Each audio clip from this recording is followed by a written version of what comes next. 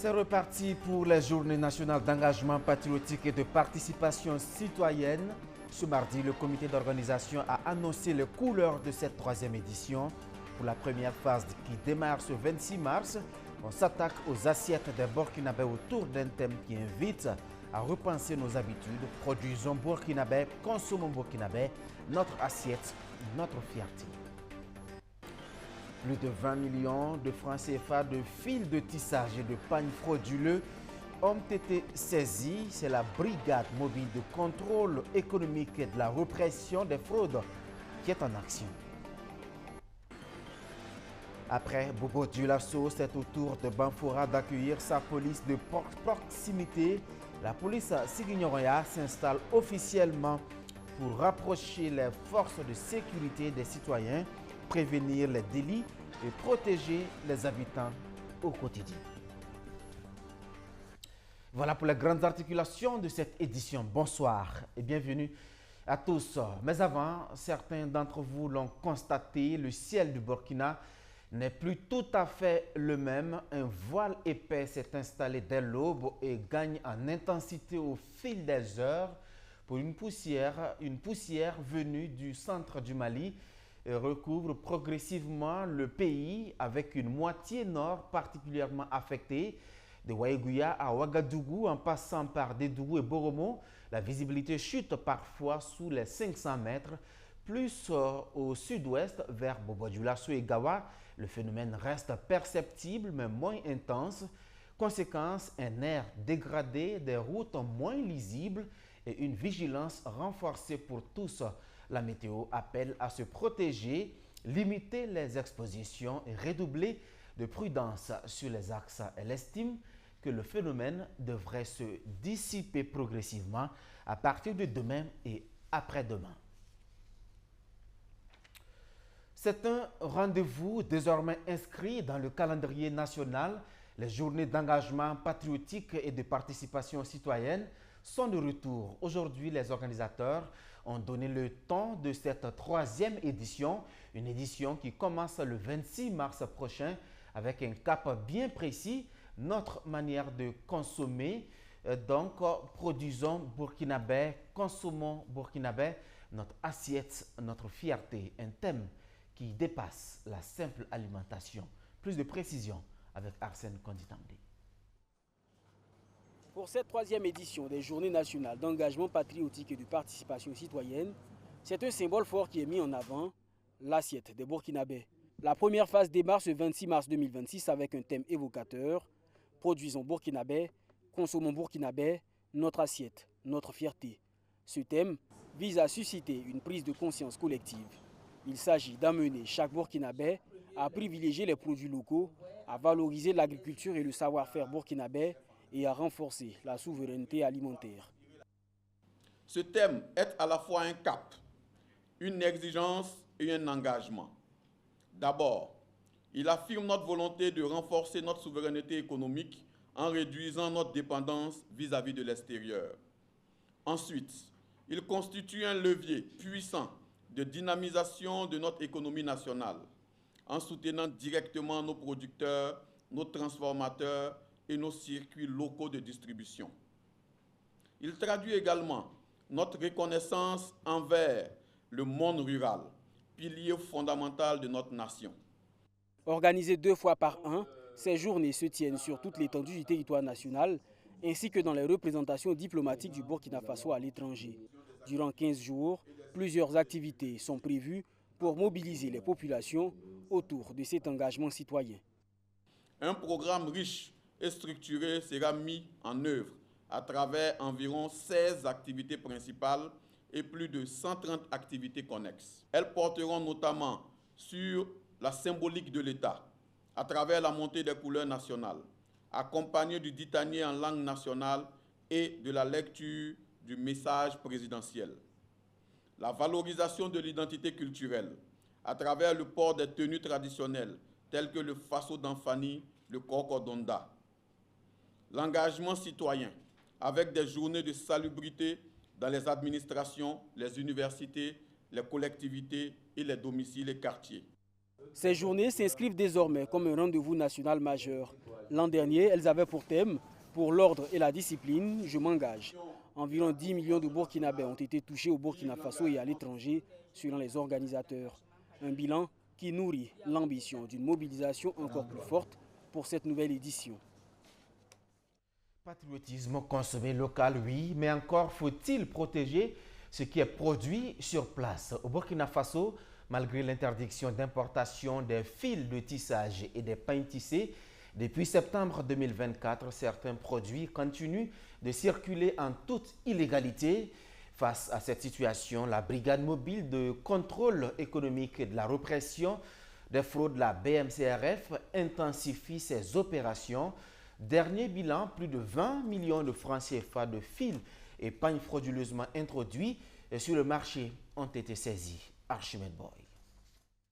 Ces fils de tissage et ces pagnes tissées d'une valeur de plus de 20 millions de francs CFA représentent le résultat de la dernière saisie de la brigade mobile de contrôle économique et de la répression des fraudes BMCRF. Cette action entre dans le cadre de l'opération de contrôle de ces produits dont l'importation est interdite au Burkina Faso suite à un communiqué du ministère chargé du commerce en date du 24 septembre 2024. De façon détaillée, ces contrôles ont permis de saisir 319 pièces de pain faso d'enfants contrefaits, d'infliger 3 100 000 francs d'amende au profit du trésor public, de saisir également 174 lots de pain dans la région du Guriko, de saisir de plus de 10 160 bobines de fils à tisser importés et de saisir 12 rouleaux de tissu imprimés au motif de faso d'enfants. Selon le coordonnateur général de la BMCRF, cette sortie vise à sauver l'industrie locale. Quand on a mené les contrôles, vous voyez, les chiffres en termes de vente courant fin 2025 ont été peut-être, je dirais, l'une des meilleures périodes pour la filature du Sahel, au regard de l'impact des contrôles sur les terrains. Mais après, à la fin des contrôles, vous voyez que les vieux stocks que les gens détenaient toujours par devers en raison des contrôles, ils ont encore fait ressortir et ça a encore commencé à inonder les marchés. Donc si bien qu'aujourd'hui, pour ceux qui suivent encore les chiffres, vous allez voir que de janvier jusqu'en février, les ventes de la filature du Sahel ont continué encore à baisser.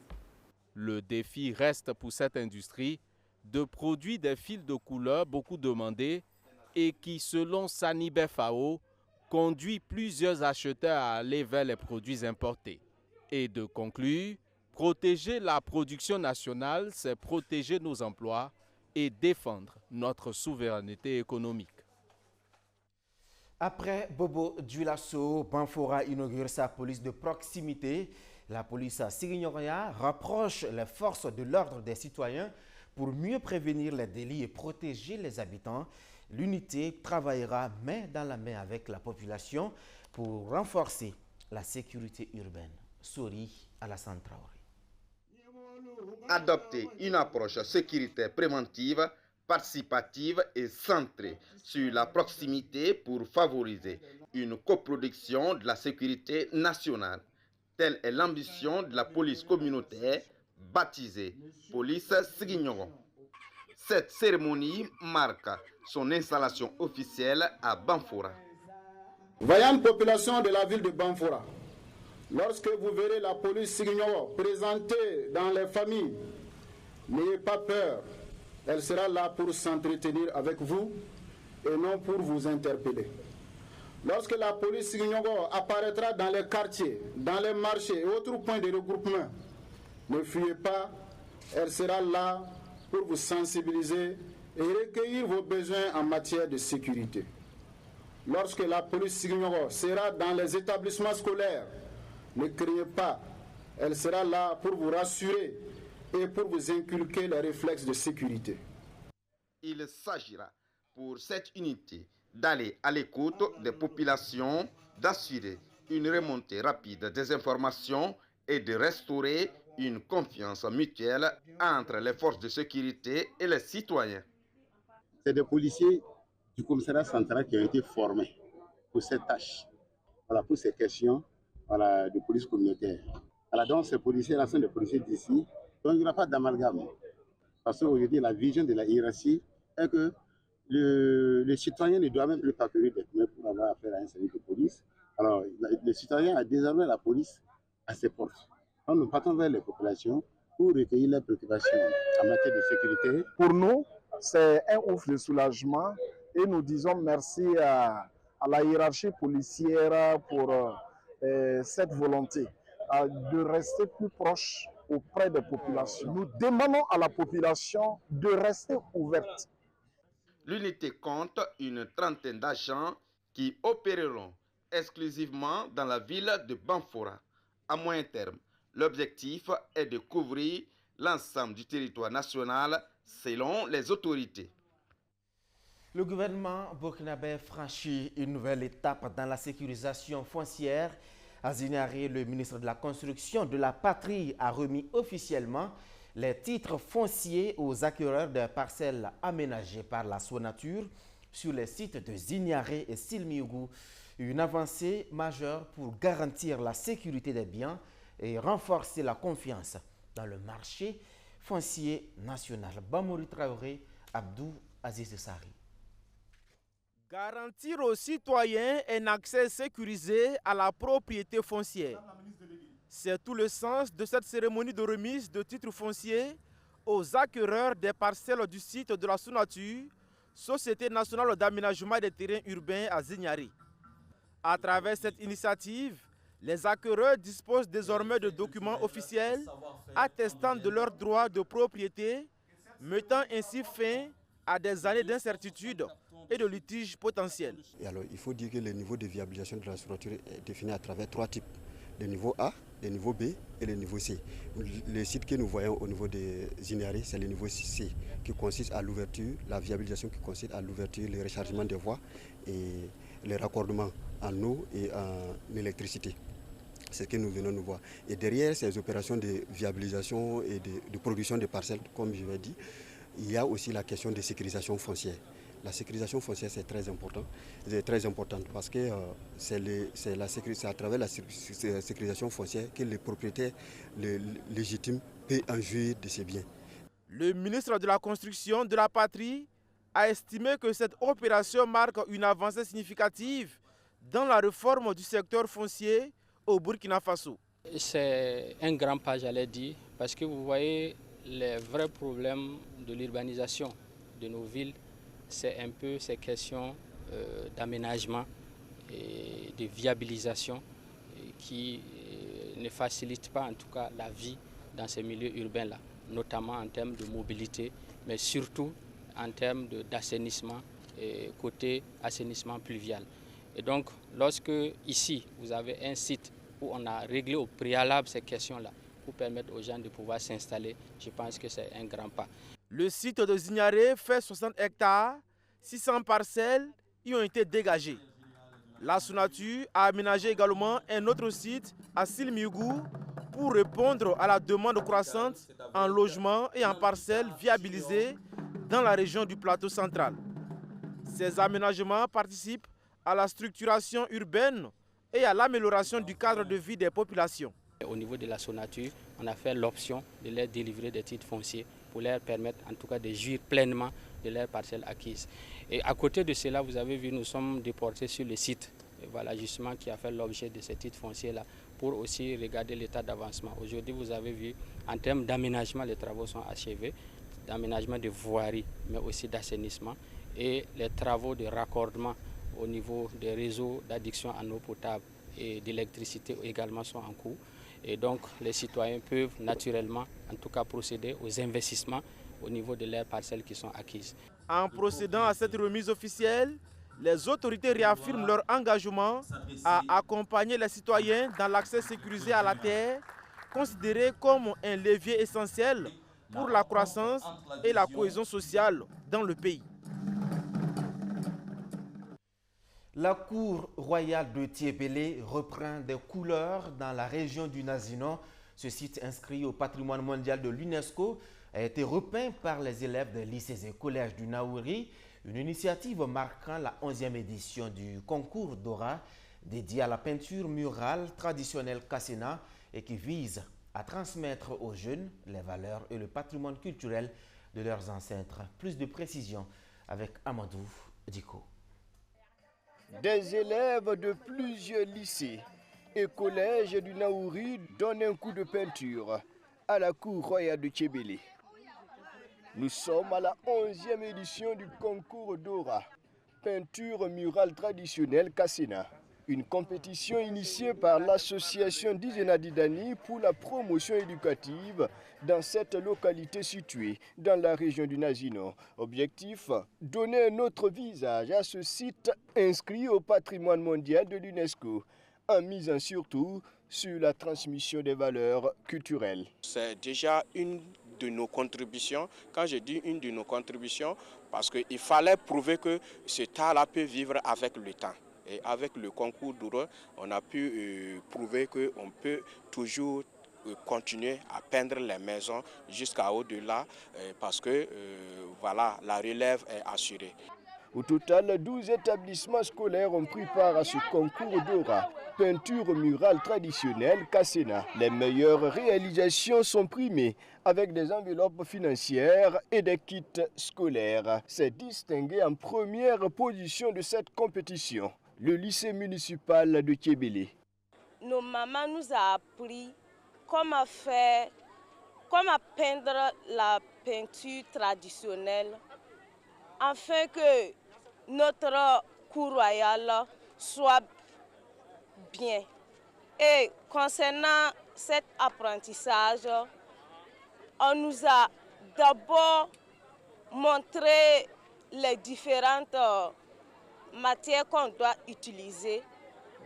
Ensuite, on a appliqué et enfin pour faire au niveau des dessins, on a utilisé la latérite, et caillou noir et le basalte et le calcaire.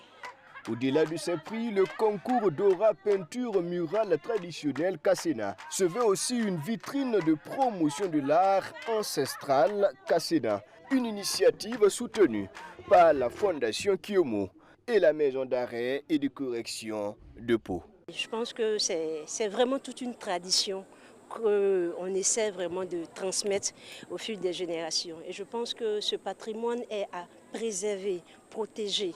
Et en tout cas, elles sont à féliciter parce que ce qu'on a découvert, c'est vraiment, elles ont fait, c'est de l'art. Et il faut vraiment voir pour vraiment comprendre. Elles sont vraiment à féliciter. Je pense que nous avons intérêt à vraiment préserver ce patrimoine culturel Kassena qui va au-delà de nos frontières.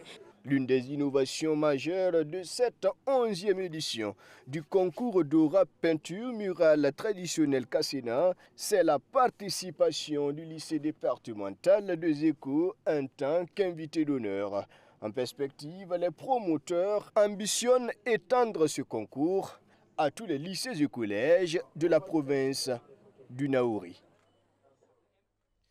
À Bobo Dioulasso, la commune poursuit son opération de salubrité Bobo Saniasira. Habitants et autorités qui marchent main dans la main pour une ville propre se sont donné rendez-vous à l'arrondissement 6. Justin Dabiré. Aux commandes d'une chargeuse, Salimata Sinare, présidente de la délégation spéciale de l'arrondissement 6 de la commune de Bobo Dioulasso, procède au lancement officiel de l'acte 27 de l'opération Bobo Saniasira.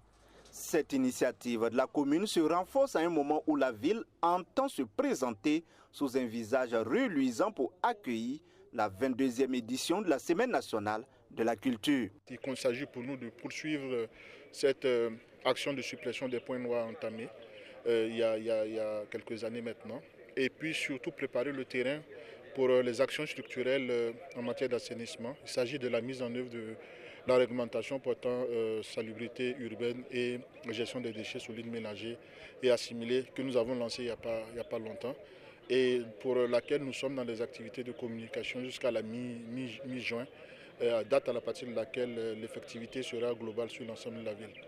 Selon le directeur des infrastructures routières et de la mobilité urbaine de la commune de Bobo-Dioulasso, cette opération vise principalement le curage du grand collecteur traversant les arrondissements 6 et 7 sur une distance de 1,7 km. Il faut dire que ce collecteur-là est très important parce que quand vous regardez en amont, les eaux s'écoulent en surface parce que tout simplement le caniveau était bouché. Donc il a fallu qu'on puisse faire un sondage pour comprendre un peu l'inondation dans la zone. Et on a vu que c'est ce bras-là, ce grand bras-là qui était un peu bouché. Donc il fallait le curer et puis observer maintenant la suite. Ce travail de curage devrait permettre un meilleur écoulement des eaux pluviales, contribuant ainsi à réduire les risques d'inondation et à améliorer le cadre de vie des populations de la zone. C'est une invite à la population de faire en sorte que le temps que nous utilisons pour l'activité Bobo Sanyasira soit utilisé pour autre chose. Et cela passe par la citoyenneté. S'il arrive à respecter ce que la commune envisage en matière de gestion des déchets, je pense que Bobo Sanyasira, on peut utiliser son temps pour faire autre chose. L'opération Bobo Sanyasira, initiée par la commune de Bobo-Dioulasso, s'inscrit dans une dynamique d'amélioration du cadre de vie des populations. Elle vise non seulement à assainir l'environnement urbain, mais aussi à sensibiliser les citoyens à l'importance de maintenir leur milieu de vie propre. À Tanguy-Ndassuri, les femmes sont au cœur de la cohésion sociale. Il est question de la célébration en différé de la Journée internationale des droits des femmes à travers une conférence organisée à l'Hôtel de Ville. Les participantes ont été sensibilisées sur leur rôle dans la consolidation de la paix et les enjeux liés à la santé maternelle. Océane Daboni. À Tanguy-Ndassuri, la célébration du 8 mars se veut sobre mais engagée. À la mairie, ces femmes de la commune suivent avec attention le conférencier du jour dans le cadre d'une commémoration en différé de la Journée internationale des droits des femmes. Au centre des échanges, le rôle des femmes dans la consolidation de la paix au Burkina Faso. Un sujet d'actualité qui invite la gente féminine à s'engager pour la concorde nationale. Autre sujet d'intérêt abordé au cours de cette rencontre, le non-respect des visites prénatales, encore fréquent dans certaines localités avec ses conséquences sur la santé de la mère et de l'enfant. Aujourd'hui, les femmes sont regroupées pour une seule base, c'est pour être même égalité, surtout la cohésion sociale. On doit être même chose et s'occuper de nos enfants, nos maris. Après ce panel-là, on doit sensibiliser les autres femmes qui ne sont pas venues pour qu'elles puissent savoir ce qu'on a fait dans la commune de Tanguy-Ndassuri. Une activité organisée conformément aux directives gouvernementales interdisant les manifestations festives dites Djandjoba. Cette rencontre est portée par la coordination communale des femmes de Tanguy-Ndassuri. Objectif, lever les obstacles liés à la fréquentation des services de santé, promouvoir la protection de l'environnement et renforcer la cohésion sociale.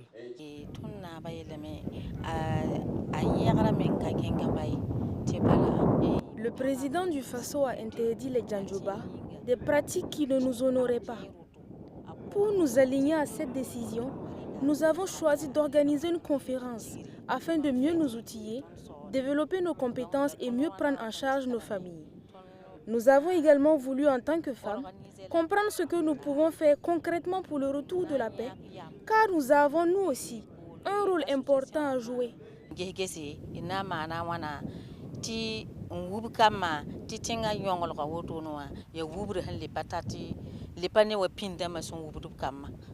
L'activité bénéficie du soutien des autorités communales.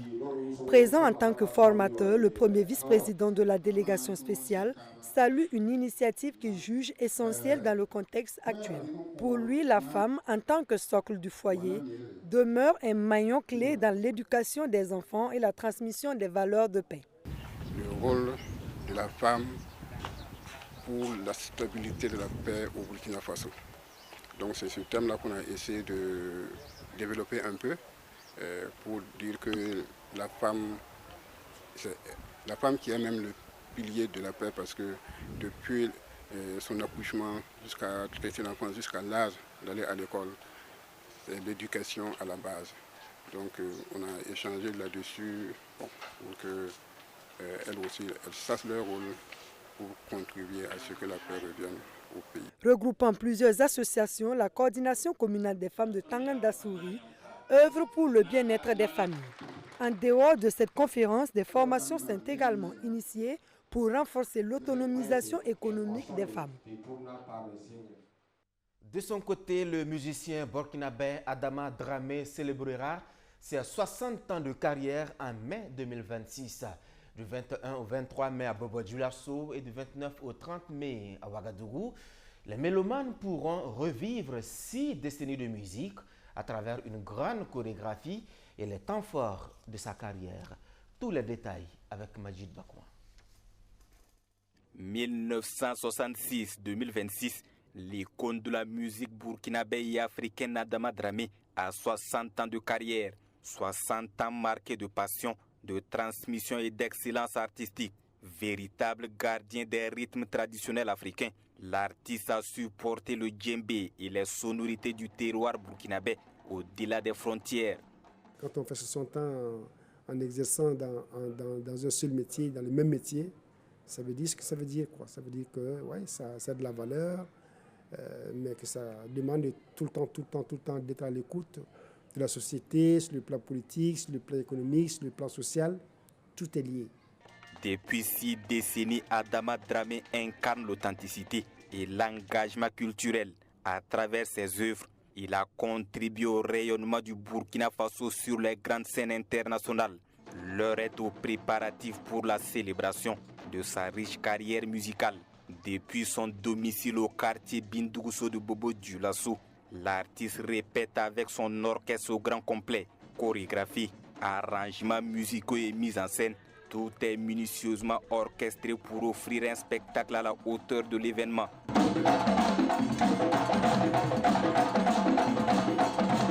Je suis avec une autre génération de musiciens. Ça, c'est déjà une particularité parce que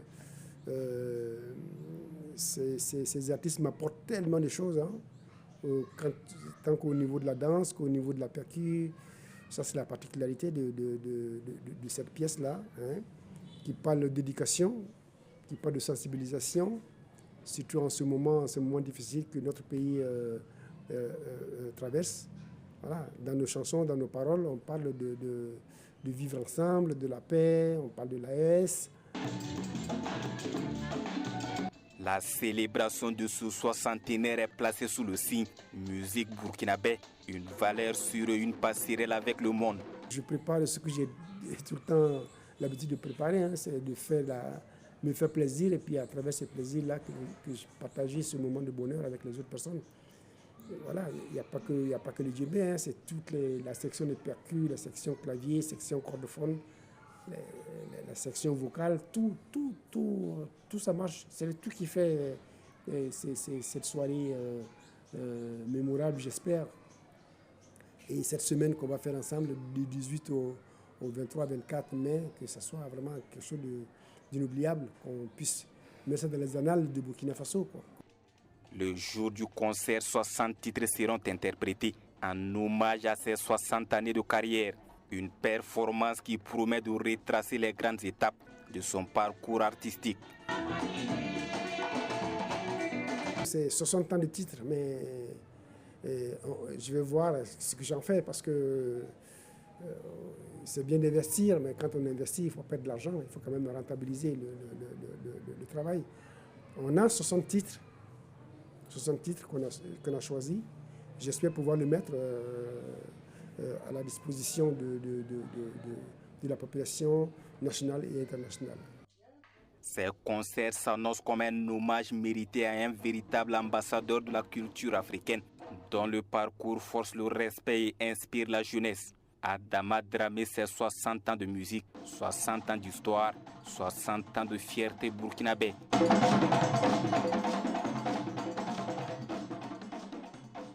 Fin de ce journal. Merci de nous avoir suivis partout au Burkina Faso et plus précisément depuis Kaya, dans le Sam Matenga. Bonsoir chez vous.